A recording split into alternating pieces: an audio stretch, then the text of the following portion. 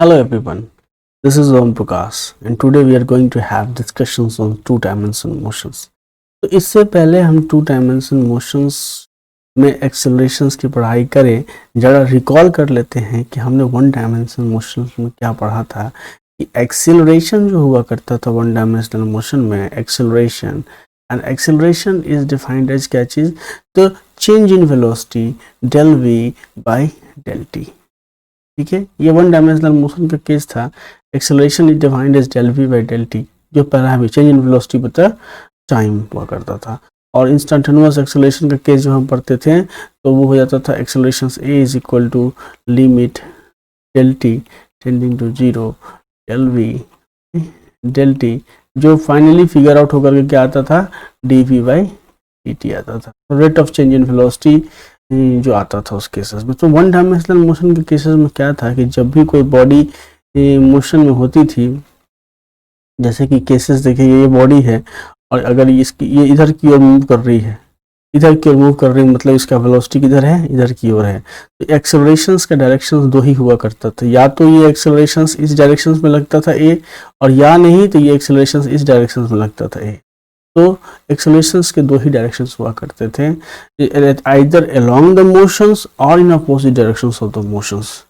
ठीक है, तो उस एक्सेलरेशंस का जो इन्फ्लुएंस होता था बॉडी के वेलोसिटीज पे, बॉडी के पाथ पे, वो काफ़ी लिमिटेड होता था। वो या तो उसकी वेलोसिटीज को बढ़ाता था या उसकी वेलोसिटीज को घटाता था, डायरेक्शनल चेंजेस नहीं ला पाता था। लेकिन यहाँ जब हम स्पेस में पढ़ाई करेंगे एक्सेलरेशंस को, when we discuss the accelerations of a body in space where there is an angle between the velocities and accelerations, तब इस केसेस में क्या होगा कि जैसे ये आपका कर्विलिनियर पाथ है, ठीक है, और इस पाथ पे सपोज करिए कि कोई बॉडी है और ये मोशन में है, तो जब पाथ पे बॉडी मोशंस में होता है तो उसकी वेलोसिटी जो होती है it will be tangential to the path. ठीक है, मतलब इस डायरेक्शंस में tangential to the path V. ठीक है, it will be tangential to the path.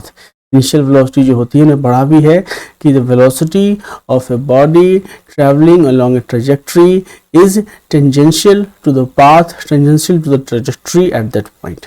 लेकिन एक्सेलरेशन के लिए कोई गारंटेड नहीं है कि ये टेंजेंशियल होगा। Acceleration should make an angle anything between 0 to 180 degree, मतलब एक्सेलरेशन इधर भी हो सकता है। और ये जो एंगल होगा एक्सेलरेशंस का वेलोसिटी के साथ, ये थीटा जो है ये 0 से 180, इट कैन वेरी फ्रॉम 0, मतलब 0 से और 180 के बीच में ये वेरी करता रहेगा।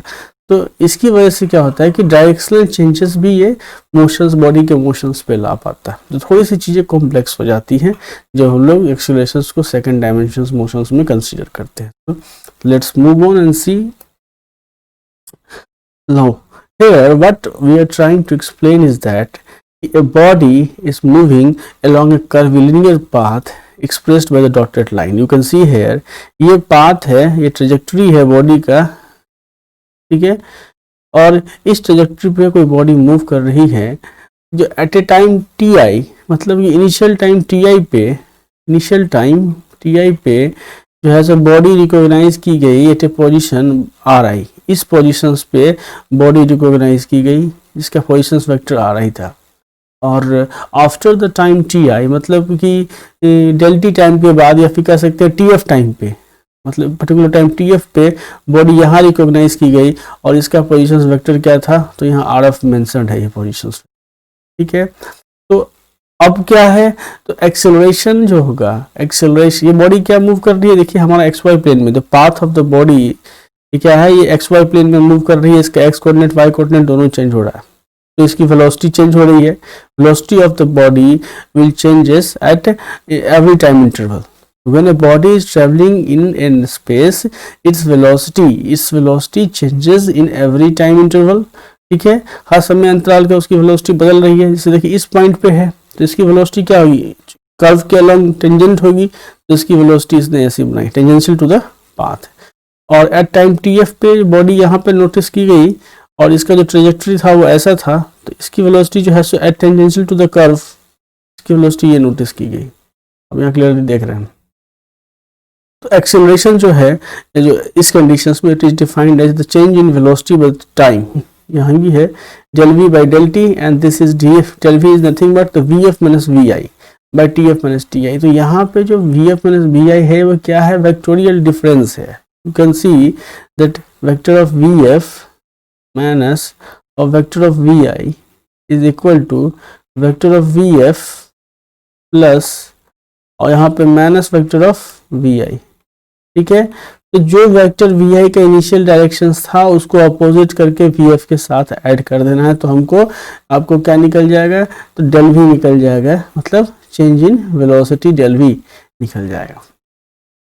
तो देखिए यहाँ जो डेल v निकाला है ये दो तरीकों से इसने एक्सप्रेस करने की कोशिश की है। एक तो था कि triangle laws of vector additions का इस्तेमाल कर लिया आपने। ये जो vf है, आप देखिए ये जो vf है उसको जैसा था वैसा हमने रखा, इसी जिस डायरेक्शन में वो पॉइंट कर रहा था डायरेक्शन सेम है हमने रखा।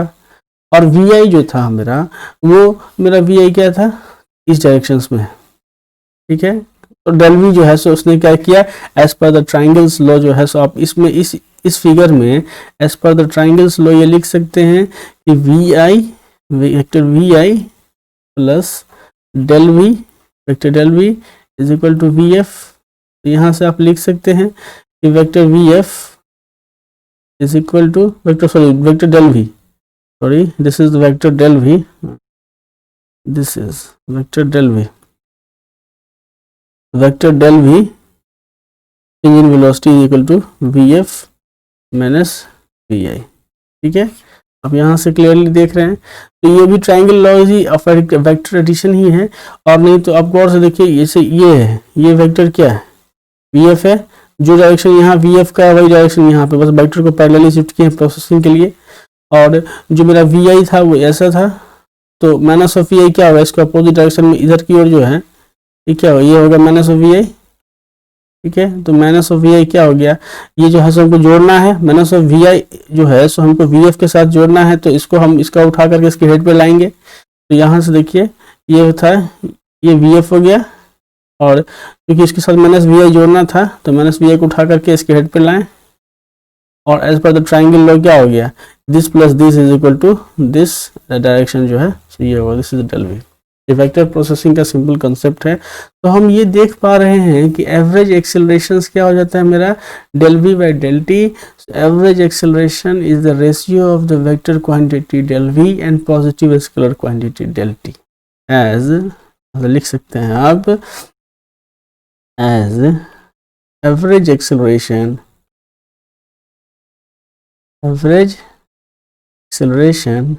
is the ratio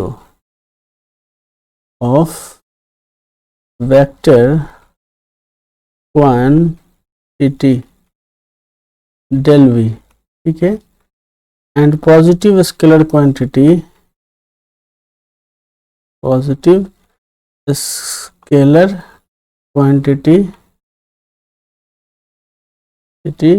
del t। क्यों पॉजिटिव है, क्योंकि टाइम तो बढ़ेगा, तो tf माइनस ti जो है ये क्या होगा, it will always be greater than 0।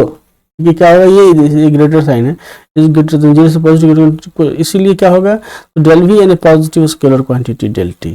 So now we can say, and so the direction of average accelerations of body will be along the direction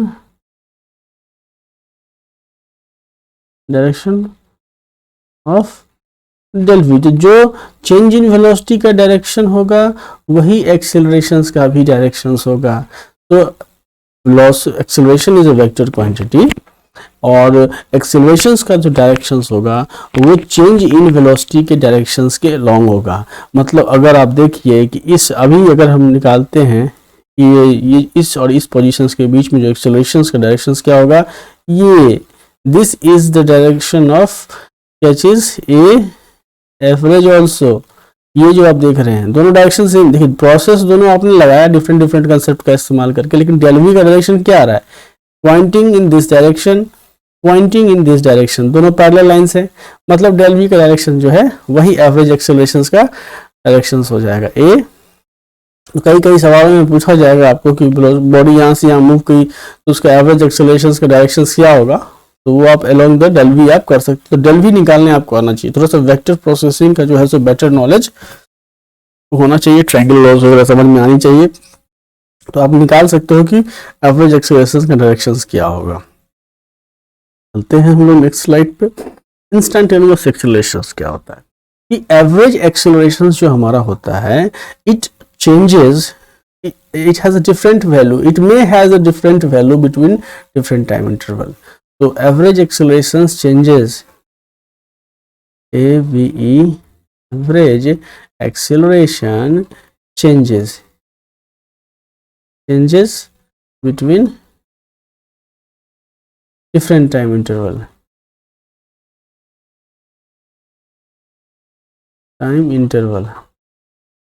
तो मोशंस को डिस्क्राइब करने के लिए एवरेज एक्सेलरेशन सफिशिएंट नहीं है, इसीलिए हम लोग चलते हैं इंस्टेंटेनियस एक्सेलरेशंस की तरफ। जो इंस्टेंटेनियस एक्सेलरेशन एक लिमिटिंग केस के द्वारा डिफाइंड होता है। ये देखिए, ये जो है क्या है, ये एक लिमिटिंग केस है कि instantaneous acceleration A is limiting cases. Time को हम डेल टी को जीरो करते हैं del V by del T, मतलब एक तरह से आप इसको लिख सकते हैं क्या चीज कि D V by D T. ये एज पर द कैलकुलस क्या हो गया, ये D V by D T हो गया। या नहीं तो इसी इक्वेशन को आप गौर से देखिएगा तो ये आप इसको ऐसे भी लिख सकते हैं कि limit del T tending to zero, इसको डेल ऑफ यहाँ पे V X change in velocity in x direction into I cap and जोर डेल ऑफ यहाँ पे वी वाई इंटू यहाँ पे जे कैप बाई डेल टी।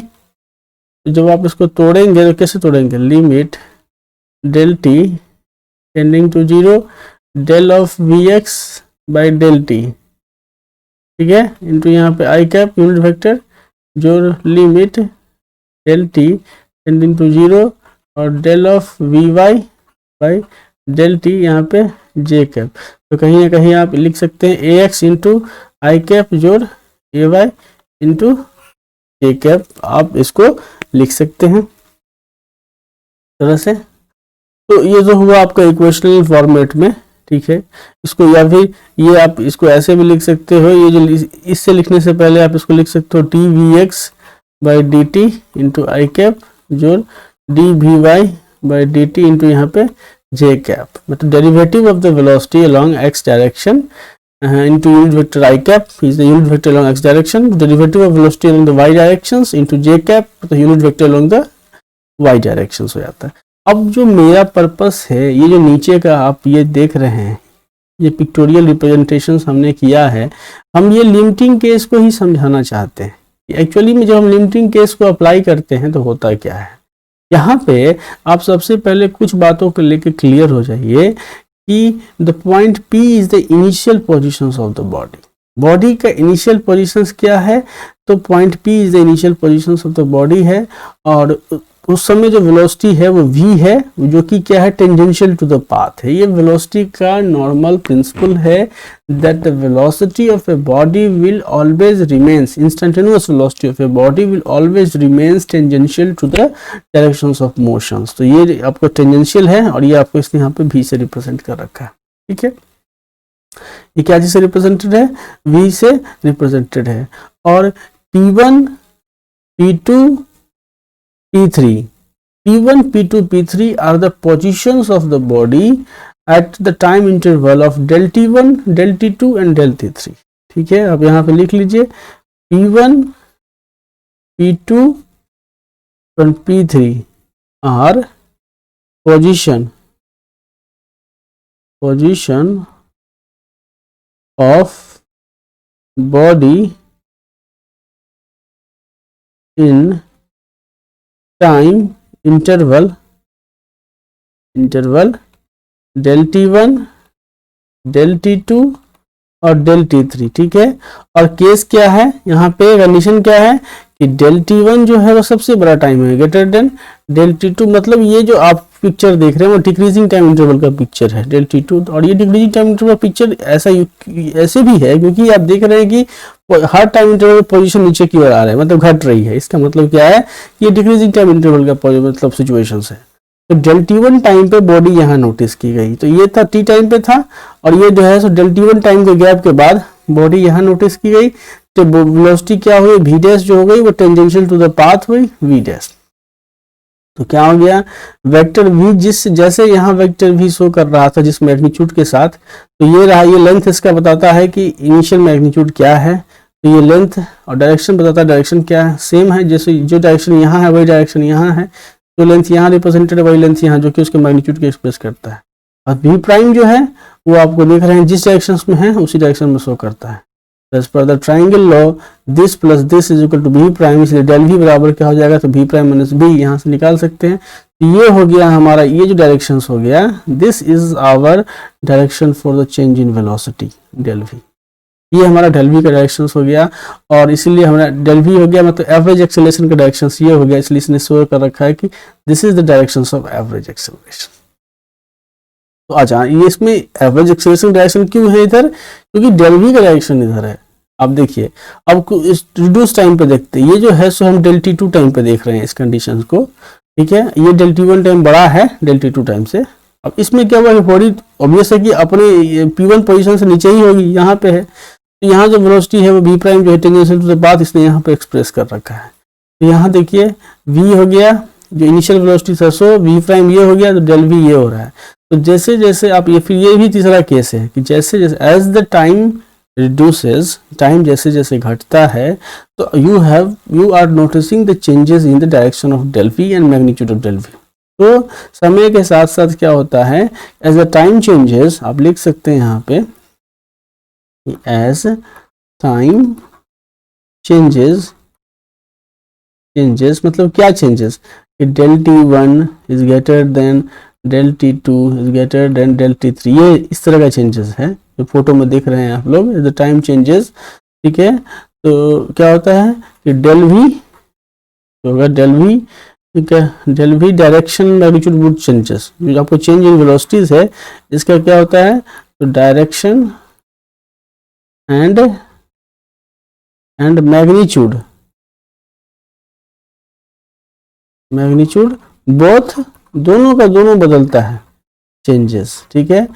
तो जब आप लिमिटिंग केस में चले आते हैं, ये जो केस क्या लिमिटिंग केस को डिफाइन करता है, कब, जब आपका del t tending to zero हो जाता है। तो डेल t जब जीरो हो जाएगा तो एवरेज एक्सेलरेशन, वेलोसिटी तो वही है टेंजेंशियल टू द पाथ, तो यहाँ इससे टेंजेंशियल टू द पाथ बना रखा है वेलोसिटी को, और average acceleration will be along direction as shown in the picture हो जाता है, ठीक है। तो ये लिमिटिंग केस है, और ये बता रहा है कि इसके बीच का एंगल समथिंग थीटा है, मैं ये नहीं कह रहा नॉर्मल है, दिस इज एंगल थीटा, और ये थीटा जो है आपका ये वैरी करेगा 0 से 180 डिग्री के बीच में जो है, तो ये वो वैरी करता है जो है। तो ये तो था हमारा इंस्टेंटेनियस एक्सेलरेशंस का लिमिटिंग केस बताने का जो है सो रिप्रेजेंटेशन था कि कैसे आप लिमिटिंग केस सब समझाते हैं।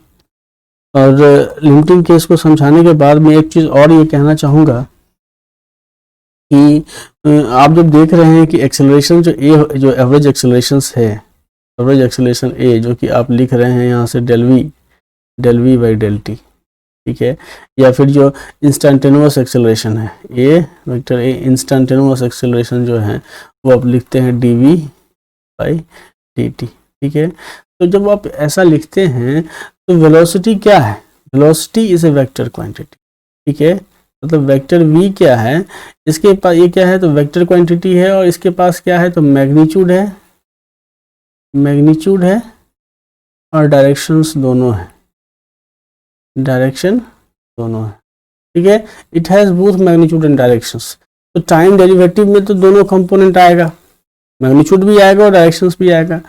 तो हमारा एक्सेलरेशन जो है सो डिफरेंट रीजन की वजह से होगा। एक केस तो होगा कि जब केवल मैग्नीट्यूड चेंज कर रहा है, when the magnitude of velocity changes, the magnitude of velocity changes but direction remains constant, direction remains constant, जब मैग्नीट्यूड ऑफ वेलोसिटी चेंजेस और डायरेक्शंस रिमेन्स द कांस्टेंट, जैसे आप देखते हैं यूनिफॉर्म सर्कुलर मोशंस में, देखिए ये है और कोई बॉडी है, मान लीजिए ये जो है, ये बॉडी जो है हमारा, ये मोशन में है, तो इसका वेलोसिटी मान लीजिए, इसका स्पीड जो है सो कांस्टेंट है, इक्वल स्पीड से वो मूवमेंट में है, लेकिन वेलोसिटी क्या होगा, यहाँ पे अलग होगा। उसके बाद यही बॉडी जब यहाँ पे चला जाएगा, यही बॉडी जब यहाँ पे चला आया, तो इसका वेलोसिटी क्या हो गया, इधर टेंजेंशियल टू द पार्ट इधर हो गया v, इधर v, डायरेक्शन क्या हो रहा है, देखिए यूनिफॉर्म सर्कुलर मोशन है। क्या है uniform circular motion, uniform circular motion, circular motion.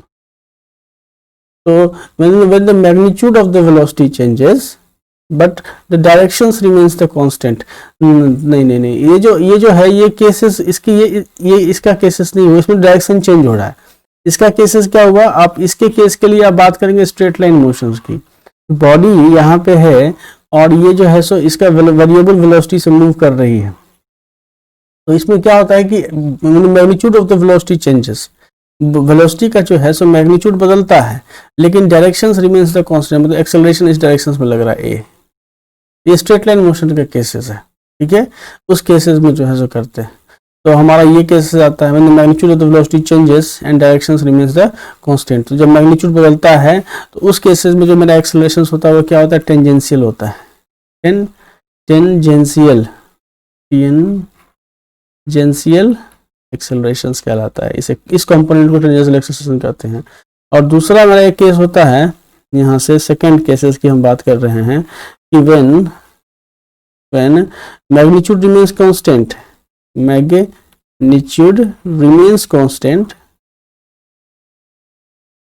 Constant and acceleration changes and direction changes, जैसे देखिए यहाँ पे इस केसेस में, ये इसी केसेस को है, ये क्या है, एक सर्कुलर पाथ है, ये बॉडी v वेलोसिटी से ही मूव कर रही है, लेकिन इसका डायरेक्शन ऑफ द वेलोसिटी क्या है, ये किधर है, इसका डायरेक्शन इधर, डायरेक्शन क्या हो रहा है, चेंज हो रहा है, तो इसका मतलब वेलोसिटी चेंज हो रहा है, डायरेक्शन का वेलोसिटी चेंज हो रहा है। तो इस केसेस में जो बॉडी पे एक्सेलरेशन लगता है वो क्या लगता है, नॉर्मल एक्सेलरेशन लगता है टुवर्ड्स द सेंटर, जिसको हम लोग बोलते हैं सेंट्रीपिटल एक्सेलरेशन, जो है टुवर्ड्स द सेंटर लगता है। तो ये जो हो गया हमको, इस with magnitude remains constant and direction changes, तो इस कंपोनेंट ऑफ एक्सेलरेशन को क्या बोलते हैं हम लोग, नॉर्मल एक्सेलरेशन। क्या हम लोग कहते हैं इसको, नॉर्मल एक्सेलरेशन, नॉर्मल एक्सेलरेशंस कहते हैं, ठीक है। और एक तीसरा भी केस हो सकता है, यहाँ से ये भी समझ लीजिए, तीसरा में क्या होता है, both magnitude and direction changes, when both magnitude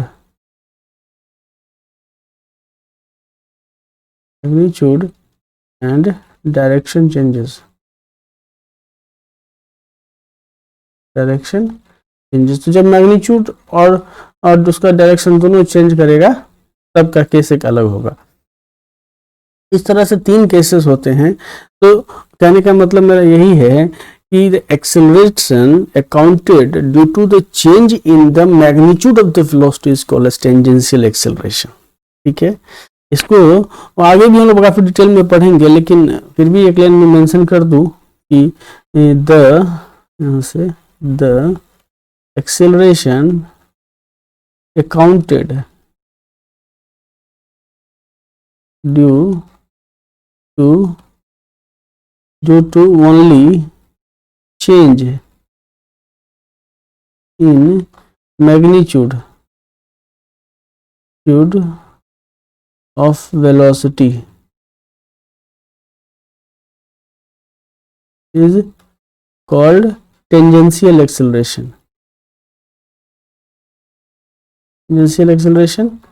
or acceleration accounted due to only change in direction of velocity is called normal acceleration। आप लिख सकते हैं कि acceleration vector a is nothing but the tangential acceleration vector at और plus normal acceleration vector n, vector sum of this two accelerations. फिलहाल तो हमारा x और वाई कोऑर्डिनेट में बात होता है तो एक्स और वाई कोऑर्डिनेट में तोड़ के बताते हैं, लेकिन यहाँ जो हमारा पर्पस था डिस्क्राइब करने का कि एक्सेलरेशंस जो है बॉडी में जो एक्सेलरेशंस है which is due to the change in the velocity. तो वेलोसिटी में दो फैक्टर्स है, क्योंकि ये मैग्नीट्यूड इंफॉर्मेशंस को भी साथ में रखता है और डायरेक्शंस को भी साथ में रखता है। तो एक्सेलरेशन का वह हिस्सा जो वेलोसिटी के मैग्नीट्यूड में हुए बदलाव की वजह से पैदा होता है उसको हम लोग बोलते हैं टेंजेंशियल एक्सेलरेशंस, और एक्सेलरेशन का वह हिस्सा जो वेलोसिटी के डायरेक्शंस में हुए बदलाव की वजह से पैदा होता है उसको हम लोग बोलते हैं नॉर्मल एक्सेलरेशंस। हालांकि इसको हम लोग काफी डिटेल्स में पढ़ेंगे जब सर्कुलर मोशंस की बात करेंगे, लेकिन यहाँ इसका ओवरव्यू देना एक जरूरी फैक्ट था। अब चलते हैं हम लोग इस क्वेश्चंस पे। चूंकि हम लोग जानते हैं कि एक्सेलरेशंस का डायरेक्शन क्या होगा, एक्सेलरेशंस का डायरेक्शन वही होगा जो डेल वी का डायरेक्शन होगा, चेंज इन वेलोसिटी का डायरेक्शन होगा। ठीक है, तो हमें डेल वी निकालनी आनी चाहिए। हमारा सवाल यहाँ केवल इस चीज को लेकर के है कि हम लोग जाने कि del V change in velocity कैसे निकालते हैं। इस क्वेश्चन को देखिए जरा कि एक car is moving northward at a constant speed of 5 metre per second. ये देखिए नॉर्थ ईस्ट साउथ वेस्ट जो हमारा नॉर्मल डायरेक्शंस होता है। अब ये कार जो है सो यहाँ से नॉर्थवर्ड जा रहा है, यहाँ एक्सप्रेस कर दिया है 5 मीटर पर सेकेंड है। It makes a right turn, तो इस बॉडी के रिस्पेक्ट में राइट क्या होगा, इधर होगा, और it makes a right turn and continue to move with a constant speed of 5 metre per second. 5 metre per second. Find the magnitude of the change in velocity. ठीक है, क्योंकि अगर आपने तो चेंज इन वेलोसिटी का magnitude पूछ रहा है, लेकिन आप चेंज इन वेलोसिटी का डायरेक्शंस भी पता कर सकते हैं। इसको इसने क्या किया है, इनिशियल वेलोसिटी जो वी आई है, अब अगर आप गौर से देखें तो हम माने मेरा एक्सिस ऐसा है, this is X axis, this is Y axis, तो इसके अलॉन्ग जो यूनिट वेक्टर हुआ वो हो गया आई कैप, और इसके अलॉन्ग यूनिट वेक्टर हुआ हो गया जे कैप। तो कहीं ना कहीं आप देखिए V I is equal to 5 times of J cap हो गया, क्योंकि आप वाई डायरेक्शन में मूव कर रहे हैं, और V F is equal to यहाँ से देखिए 5 टाइम्स ऑफ आई कैप, क्योंकि ये आपका एक्स डायरेक्शन में हो गया तो यूनिट वेक्टर आई कैप हो गया, तो जे कैप हो गया। तो डेल वी जो होगा आप निकालेंगे, del V is equal to nothing but यहाँ पे तो vector V F minus vector V I change in velocity. तो वी एफ हो गया आपको 5 times of I cap minus, और वी आई हो गया 5 टाइम्स ऑफ जे कैप। तो अगर आपको मैग्नीट्यूड निकालना है चेंज इन वेलोसिटी का डेल वी का, तो आप निकाल सकते हैं रूट अंडर यहाँ से 25 प्लस 25 बराबर 2 रूट यहाँ पे 5 आ गया। लेकिन अगर एंगल थीटा निकालना होगा डायरेक्शन थीटा, तो ये हो जाएगा माइनस ऑफ यहाँ पे 45 डिग्री, माइनस 45 डिग्री। मतलब क्या चीज, निगेटिव साइन क्या शो करता है, that the direction of the change in velocity expresses, क्या चीज, निगेटिव साइन एक्सप्रेसेस, लिख लीजिए, negative sign expresses that the direction of change in velocity is 45 degree below x। ये कैसे आ गया, ये आ गया tan इनवर्स ऑफ -5/5 से 1 आएगा माइनस, तो इससे जो है ये ऐसे आता है। तो negative sign express direction change in velocity is 45 degree below the x axis. मतलब कहने का मतलब जो है सो एक्सेलरेशंस किधर की ओर लगेगा, तो 45 degree below the x axis accelerations आपको इधर की ओर, इस डायरेक्शंस में एक्सेलरेशंस होगा।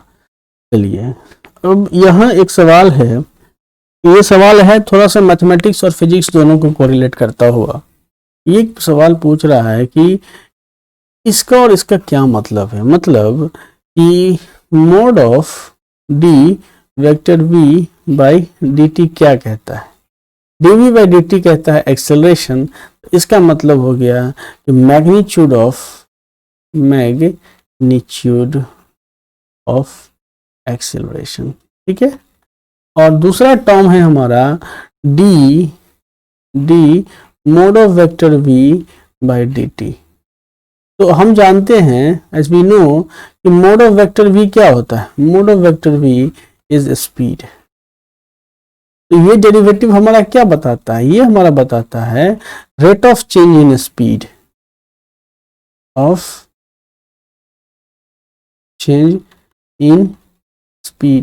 तो rate of change in speed मतलब एक तरह से देखिए हमने पढ़ा भी है कि जब वेलोसिटी के मैग्नीट्यूड में हुए बदलाव की वजह से जो एक्सेलरेशन पैदा होता है उसको हम लोग बोलते हैं टेंजेंशियल एक्सेलरेशन। तो एक कंपोनेंट ऑफ एक्सेलरेशन इसको हम लोग बोलते हैं टेंजेंशियल एक्सेलरेशन।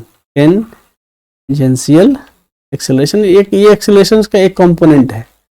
अगर हमारे पास डायरेक्शंस में हुए बदलाव की वजह से जो है सो एक्सेलरेशन होता तो दोनों का वेक्टोरियल सम करके हम निकाल सकते थे।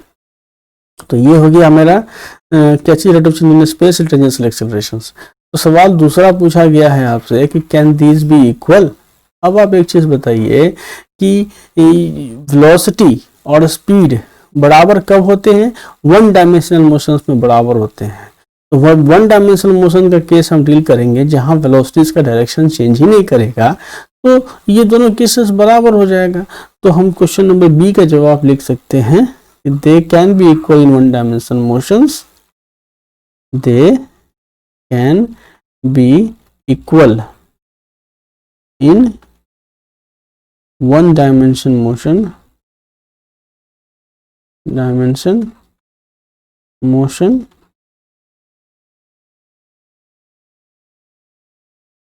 when direction of velocity remains same of velocity remains unchanged।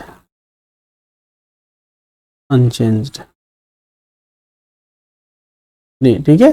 अब तीसरा सवाल जो हमारा पूछ रहा है कि ऐसा क्या पॉसिबल है, सी क्वेश्चंस में देखिए जरा सा इसको, कि D of mod of vector B by D T is equal to 0। मतलब क्या हो गया?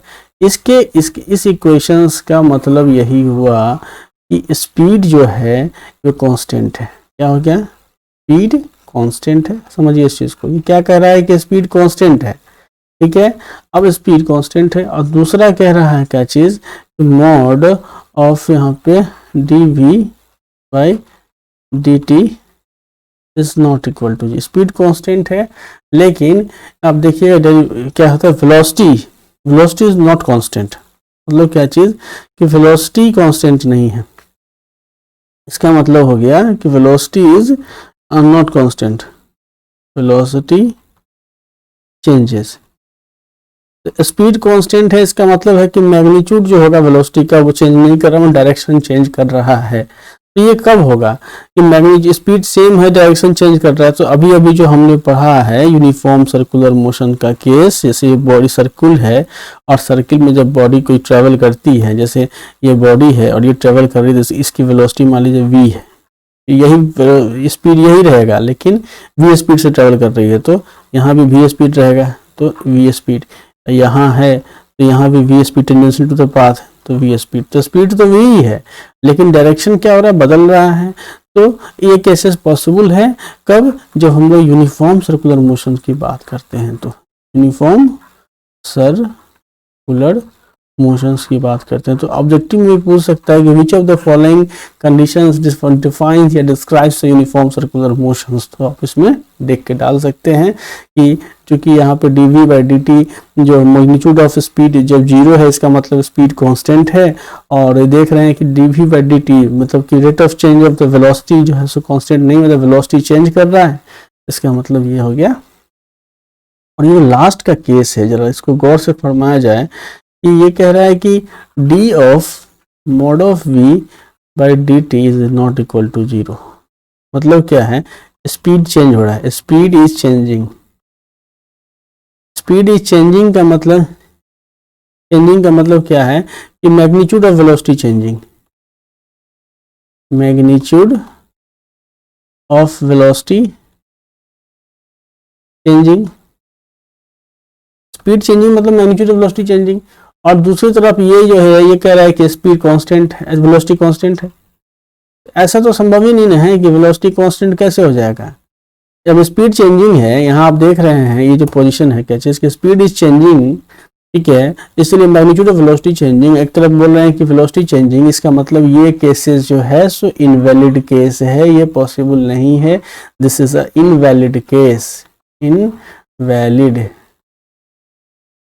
एक तरफ आप कह रहे हैं कि इसका जो है सो स्पीड जो है, आप कह रहे हैं कि इसका स्पीड बदल रहा है, अभी आपने इस इक्वेशंस को लिखा है, और स्पीड बदल रहा है मतलब मैग्नीट्यूड ऑफ वेलोसिटी बदल रहा है। दूसरी तरफ कह रहे हैं कि वेलोसिटी जो है सो कांस्टेंट है, तो जब पॉसिबल नहीं, इनवैलिड केस हो गया जो है सो। यही तीन जो है सो हमारे केसेस थे।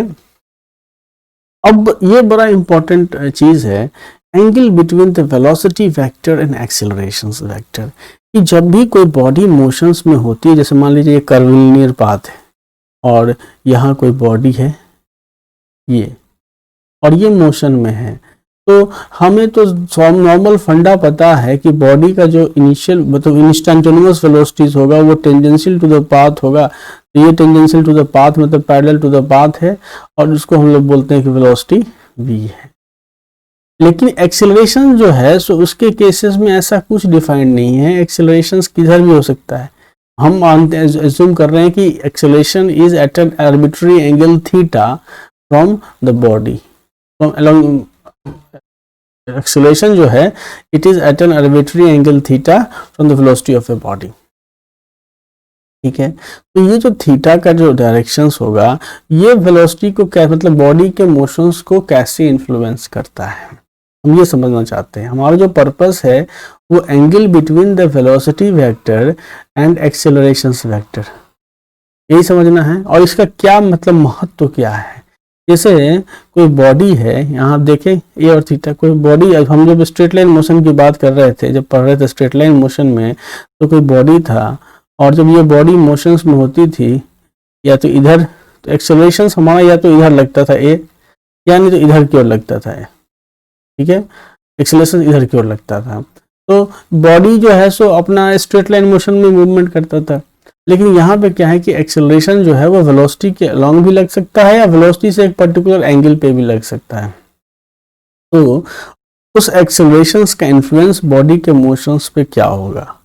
तो अब सिंपल चीज है कि ये सपोज करिए कि ये बॉडी है, और ये बॉडी भी वेलोसिटी से इधर की ओर मोशन में है, ठीक है, और इस पे एक्सेलरेशन जो है तो ए लग रहा है इधर की ओर, ठीक है।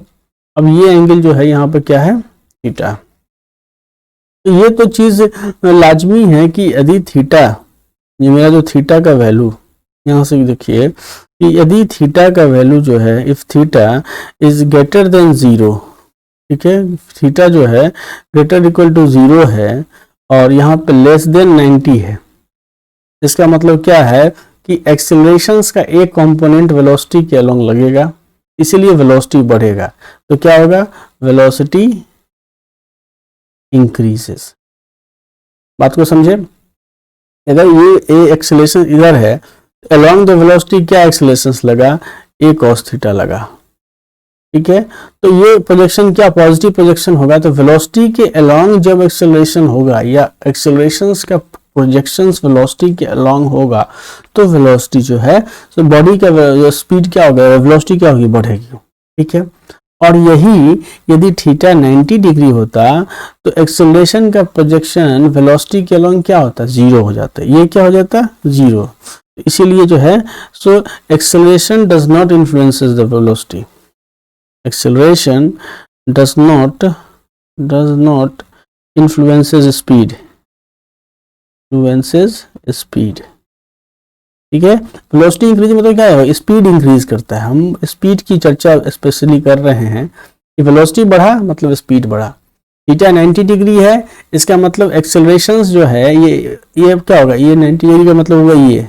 तो एक्सेलरेशंस का कोई प्रोजेक्शंस जो है so along the directions of motion या अलोंग द वेलोसिटी नहीं है, इसलिए क्या होगा कि acceleration does not influences the speed.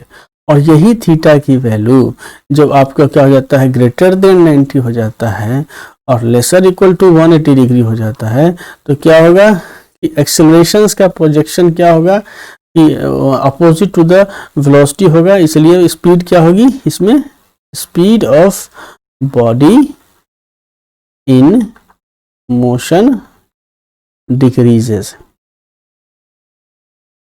क्योंकि अब जो प्रोजेक्शन, अगर मान लीजिए कि एक्सेलरेशन इधर की ओर होगा तो ऑब्वियस है कि एक्सेलरेशन का एक पोजीशन इधर की ओर होगा, क्या चाहिए, अगर मान लीजिए ये एक्सेलरेशन हुआ तो ये एक cos थीटा हो गया, तो ये क्या हो गया, opposite to the initial velocity, तो इसका स्पीड जो है सो घटेगा।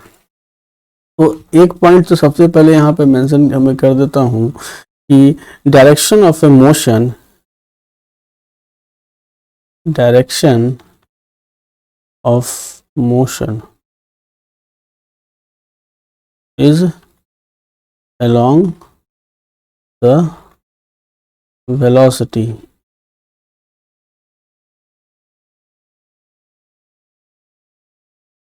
but not along acceleration। इधर वेलोसिटी का, इधर बॉडी पर वेलोसिटी लगेगी उधर ही बॉडी का जो है सो मोशन होगा। एक्सेलरेशन के दिशा में बॉडी का मोशन नहीं होता है, जो बल्कि वेलोसिटी के डायरेक्शंस में बॉडी का मोशन होता है, पहली चीज। दूसरा चीज क्या हम जानते हैं कि हम देख रहे हैं कि जब थीटा की वैल्यू, मतलब एंगल बिटवीन द एक्सेलरेशन और वेलोसिटी जब एक्यूट एंगल है 0 से 90 के बीच में है, तो उस एक्सेलरेशन के इन्फ्लुएंस में बॉडी की स्पीड बढ़ेगी।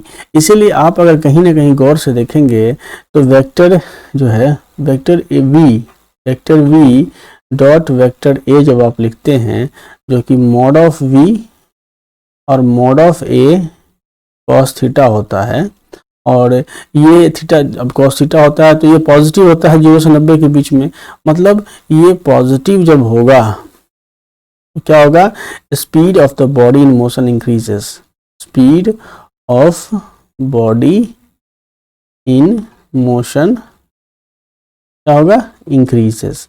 डॉट प्रोडक्ट अगर पॉजिटिव है, ठीक है, क्योंकि ये भी पॉजिटिव हो गया, ये भी पॉजिटिव हो गया, और ये तो 0 से 90 के बीच में पॉजिटिव होता है, ये कॉस थीटा, जो कॉस थीटा का हमारा ग्राफ है वो कैसा बनता है, ऐसा बनता है, this is our cos theta, 0 से 90 डिग्री के बीच में, तो ये पॉजिटिव है। तो इसीलिए जब ये मेरा डॉट प्रोडक्ट पॉजिटिव आ गया, मतलब speed of the body in motion increases.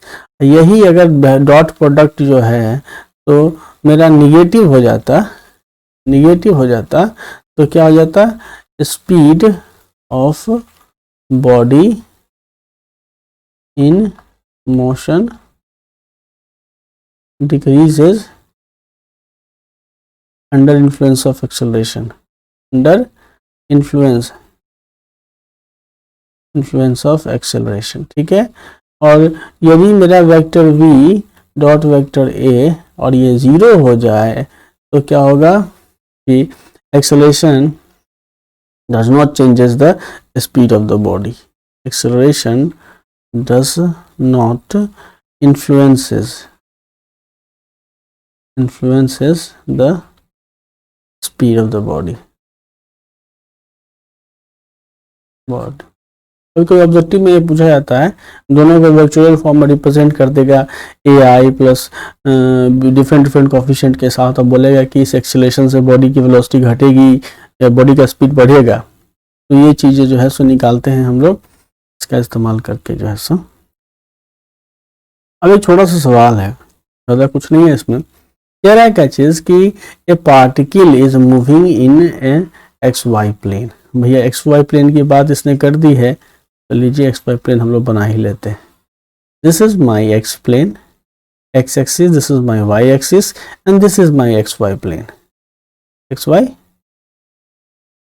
Plane. इसी में पार्टिकल मोशन में है, और is such that the velocity in x directions remains constant at a 5 metre per second. मतलब ये कह रहा है कि Vx जो है, velocity in x direction is nothing but Vx is 5 metre, ये तो स्पीड हो गया, तो ये हो गया 5 मीटर पर सेकेंड, ये हो गया Vx, and its velocity in y directions varies with, और Vy दिया हुआ है क्या चीज, thrice of t metre per second, ये टी का टाइम का फंक्शन है। Find the speed of the particle after the time t equal to 10 second. ठीक है, तो वेलोसिटी क्या होगी मेरी, velocity vector v is equal to 5 of I cap and जोड़ थ्राइस टी यहाँ पे, तो जे कैप, ये हो गया वेलोसिटी। तो velocity speed of the particle to 10 second, तो या फिर स्पीड क्या हो गया, स्पीड हो गया वेक्टर मोड ले लीजिए, तो ये हो गया आपको 25 प्लस यहाँ पे 9 इंटू यहाँ पे टी स्क्वायर, तो ये हो गया क्या चीज, स्पीड, क्या हो गया, ये स्पीड हो गया। पहला सवाल जो पूछ रहा है question number a, speed of particle at time t equal to 10 second, तो ये क्या हो जाएगा, mod of vector v is equal to 25 plus यहाँ से क्या चीज, तो 9 इंटू यहाँ पे ये हो जाएगा 100, तो ये बेसिकली जो है सो 13 पॉइंट समथिंग 4 या 5 के आसपास जो है सो आएगा मीटर पर सेकेंड के आसपास ये आता है। कन्वर्ट कर लीजिए। अब है कि direction of the motion of the particle at that time, direction of the motion, question number B देखिए, direction of the motion of the particle at the time, question number B पूछ रहा है क्या चीज, direction of motion of the particle at t equal to 10 second. तो velocity जो है, velocity मेरा क्या आ गया, इक्वल टू 10 सेकेंड पे 5 आई कैप जोड़ 13 जे कैप, वेलोसिटी आ गया 5 आई कैप जोड़ 13 जे कैप। तो the direction of the velocity क्या है, 10 सेकेंड पूछ रहा है, तो वेलोसिटी ये हो गया है, तो direction of the motion is along the direction of the velocity, direction of motion will be along direction of velocity, और इसीलिए डायरेक्शन ऑफ वेलोसिटी क्या आ जाएगा, तो theta, direction of velocity with respect to x axis, direction of velocity with respect to x axis, आप इसी से निकाल लीजिएगा y बाई एक्स, तो 10 इनवर्स 30/5 हो जाएगा 10 इनवर्स 6 आ गया। Acceleration of the particle at t equal to 5 second in its direction. दूसरा सा सी सवाल जो पूछ रहा है कि acceleration at t equal to 5 second and direction, ये पूछ रहा है। तो t इक्वल टू 5 सेकेंड, हमको ये पता है कि जो vx है वो हमारा कितना दिया हुआ है, vx दिया हुआ 5 मीटर पर सेकेंड, vx है 5 मीटर पर सेकेंड, इसलिए यहाँ से निकलेगा dvx बाई dt, जो कि x कंपोनेंट ऑफ एक्सेलरेशन होगा वो 0 निकलेगा, और vy है thrice of t metre per second, इसीलिए dvy बाई dt जो कि y कंपोनेंट ऑफ एक्सेलरेशन होगा वो 3 निकलेगा। तो इसीलिए अब हम निकाल सकते हैं कि acceleration a is equal to क्या चीज़, तो प्राइस यहाँ पे j कैप, मतलब acceleration will be along the directions of y axis, क्या होगा साइज ऑफ जे कैप, तो एक्सेलरेशन का डायरेक्शन क्या होगा, तो ये जे कैप डायरेक्शन मतलब along y, acceleration will be along y axis, accelerations will be along y axis.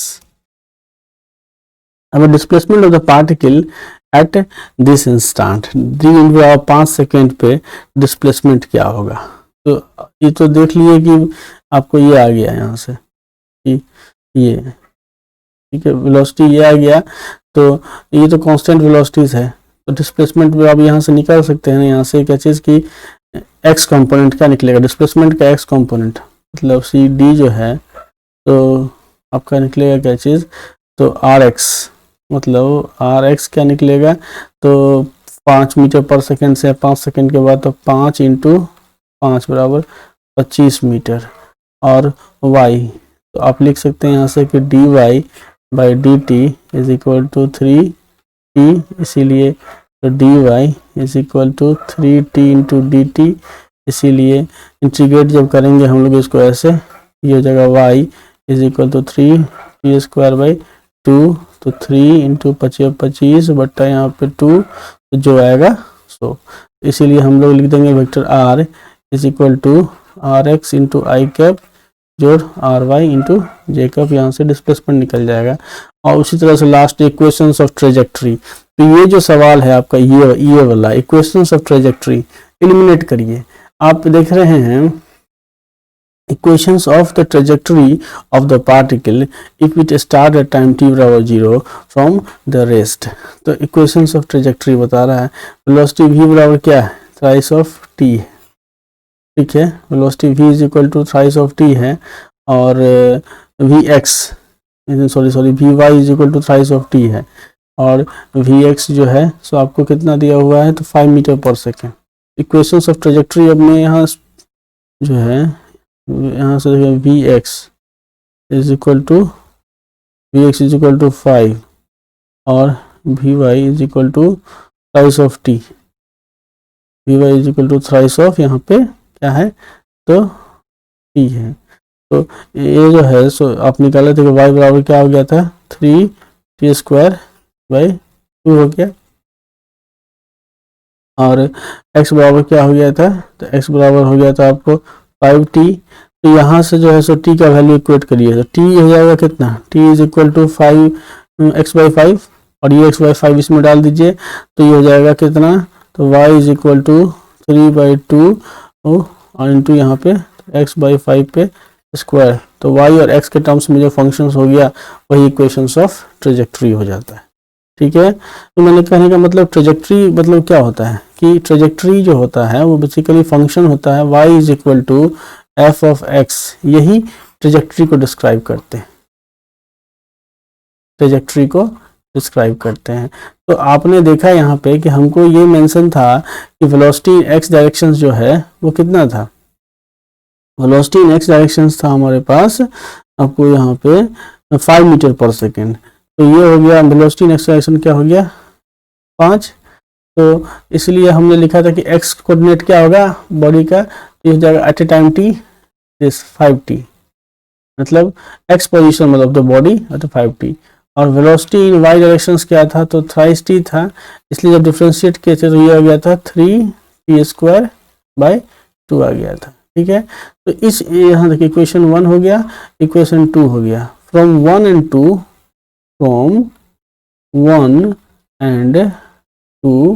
we equate the time parameter, मतलब देखिए यहाँ से t बराबर क्या आ गया x/5, अब इसको लेके इसमें यहाँ बिठाइए, तो y is equal to 3/2 into यहाँ पे x/5 पे यहाँ पे होल स्क्वायर, ये हो जाएगा 3/2 इंटू यहाँ पे x स्क्वायर बाई 25, तो यहाँ पे 3x स्क्वायर बाई 25 दूना 50, तो y is equal to 3x square by 50। तो ये जो है सो क्या होगा इक्वेशंस ऑफ ट्रेजेक्ट्री हो गया, इक्वेशन ऑफ ट्रेजेक्ट्री मतलब ट्रेजेक्ट्री क्या बताता है, पाथ को डिस्क्राइब करता है, क्या चीज कि किस पाथ को बॉडी जो है सो फॉलो कर रहा है XY प्लेन में, तो ये चीज है। तो this is all about the accelerations in a plane, and thank you very much.